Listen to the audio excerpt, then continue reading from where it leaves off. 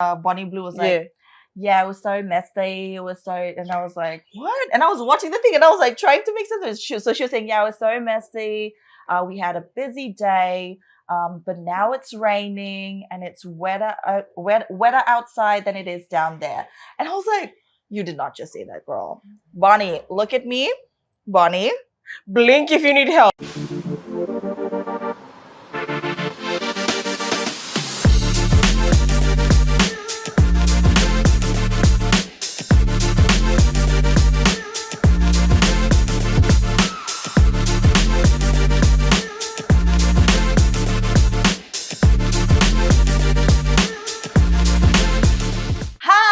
Welcome back to another episode of Put a Lido on it. I'm Penny. And I'm Ty. And today we're going to be talking about something spicy, something zesty.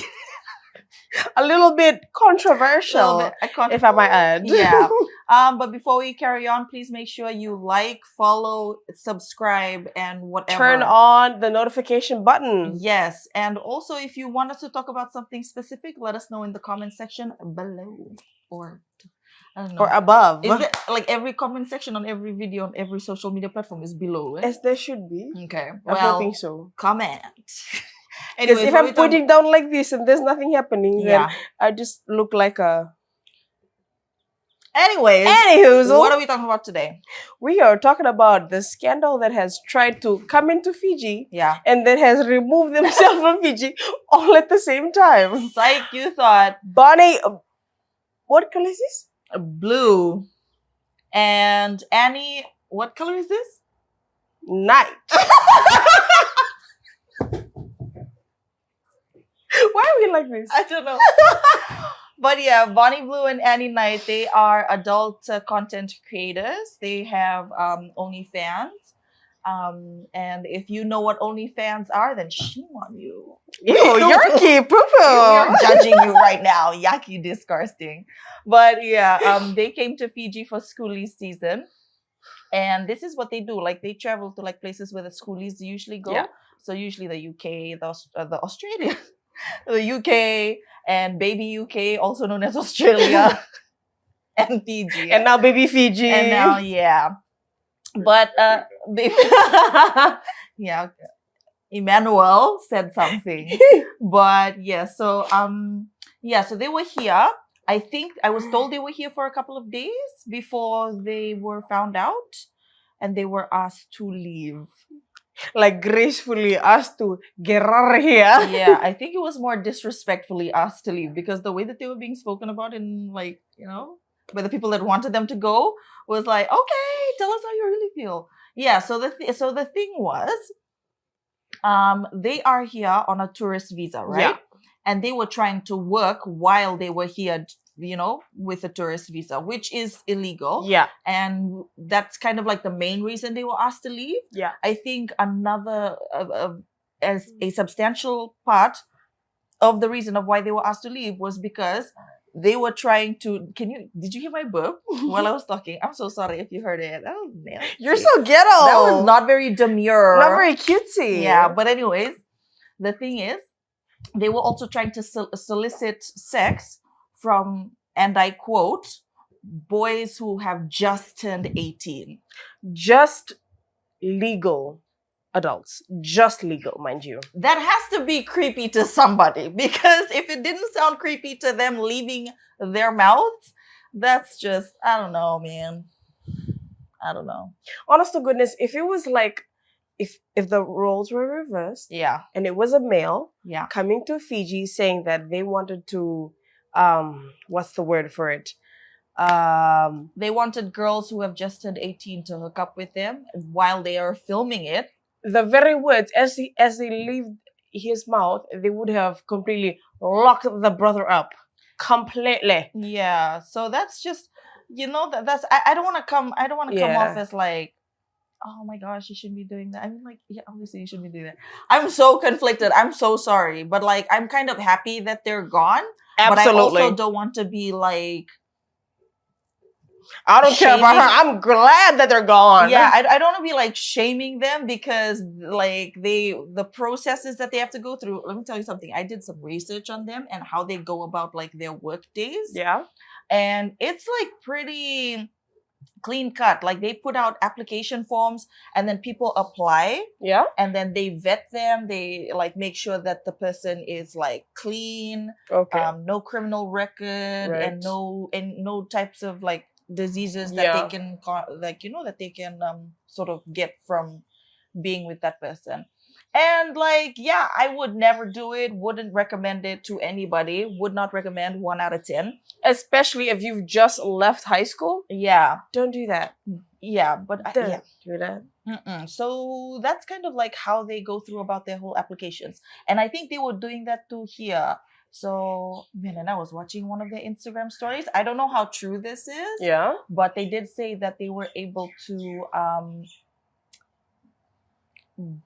for lack of a better word, bonk Right. That's what they say. 24 for the class of 24. And the other girl, so in the video, Annie Knight was saying, so yesterday, I shouldn't do the accent. No, do it. If we're gonna talk about them, let's talk about them for real. Go all in, because nobody had you. Facts. So yesterday, we were able to bonk 24 for the class of 24. And then Bonnie Blue was like, yeah, it was so messy. It was so, and I was like, what? And I was watching the thing and I was like trying to make sense of it. So she was saying, yeah, it was so messy. We had a busy day, but now it's raining and it's wetter outside than it is down there. And I was like, you did not just say that, girl. Bonnie, look at me. Bonnie.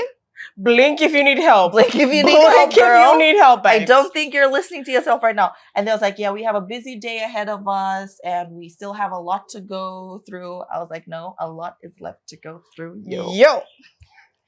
That's a lot of... That's what you mean. Stop lying. It's okay, Isikeli, you can laugh. Isikeli is also our other cameraman. He's so lovely. Yeah. But like sometimes he just can't hold his laugh in it. At this point in time, I feel like I don't blame him. we're like traumatizing Sikeli on a weekly basis. As we do. You know who's traumatizing people, Sikeli? It is what Bonnie it is. Knight. Bonnie Blue and Annie Knight. That's who. Yeah. And when I saw them, and there was a picture of them, like real paparazzi kind of photos. Bro, maganda. There was a photo of her at the Nandi Airport, the Nandi Yeah. International Airport. I think she was leaving. And the caption was, Bonnie Blue and Annie Knight at the Nandi International Airport. And then, thank goodness they're going. I was like, oh my God, guys, let's not, you know? They're like give them- giving them more fuel for their fire, honest to goodness. Which is kind of what we're doing now since we're talking about Well, them. I don't care. I honestly, I don't care about their little, what do you call it? thing. Yeah. So, and I also found out how Yeah. much they were able to make. They are able to make from OnlyFans. Oh, damn. So Annie Knight was talking about how she was able to make the between $300,000 to $350,000 a month. In 1 month, they were able to make at least between $300,000 to $350,000. You know what? In Fiji, if that amount were like a reality to most people who live in Fiji, they would be able to like pay off their mortgage, Yeah. like buy their homes, pay off Yeah. their rent, all of the Listen, loans they have. Maybe that's what they're doing. They're living comfortably because they are working. Are they though? But the fact that they were able to, I don't know, maybe they didn't do enough research about Fiji to know what kind of a country this is. Because they seemed so comfortable just like advertising themselves on their social media. That's And true. they were giving clues as to where they would be. They were like showing parts of the resort they were staying at. And one of them, I think Bonnie is actually banned from the Gold Coast. Yeah, she is. from Australia, by the way. And she's banned from the Gold Coast because there was like 20,000 people that signed a petition to stop her from coming in because she was coming in for schoolie season to solicit sex from these young men. So yeah, all in all, I feel like we just need to be a little bit more proactive when it comes to our social media content because the algorithm be algorithming. It be okay? super ghetto. You can like a video of a kissing scene that you saw in a movie and then all of a sudden it's boobies in your face. I did not ask for this. I just wanted to watch romantic scenes from movies. Thank you very Exactly. much. And I also feel like we need to realize that social media is not there as a moral compass for your children. You know what's the funniest part? Mhm. Especially when you're working at FM96. Oh yeah. When parents come onto our social media and they will say things like, hey, our children, they follow your social media. Our children, they do this, they listen to this, they listen to that. Mm. And the funniest thing about it is that apparently it's our responsibility to parent their children. Yeah. I know that, yes, of course. No. No. Please, it's your children, Yeah. your responsibility. They are your responsibility. Like for me, for my children, I don't bring them to my workplace. These people are crazy. Okay? Crazy. Just not all there. So it's I don't know my who job she's pointing at, It's but my job those people. to protect my children from them jokes. But yeah, it like all jokes aside, social media and the internet, they are not there to parent your children. Yes, You are there to parent your children. exactly. And you can't, because I saw some gang blaming, oh, this is because of TikTok, this is because they're always watching these videos. But I feel like it's your job at the end of the day to teach them right from wrong. Yeah, I saw a lot of young people in the comment section of this story, of the OnlyFans content creators story, right. how they were saying that they were happy that the girls were deported.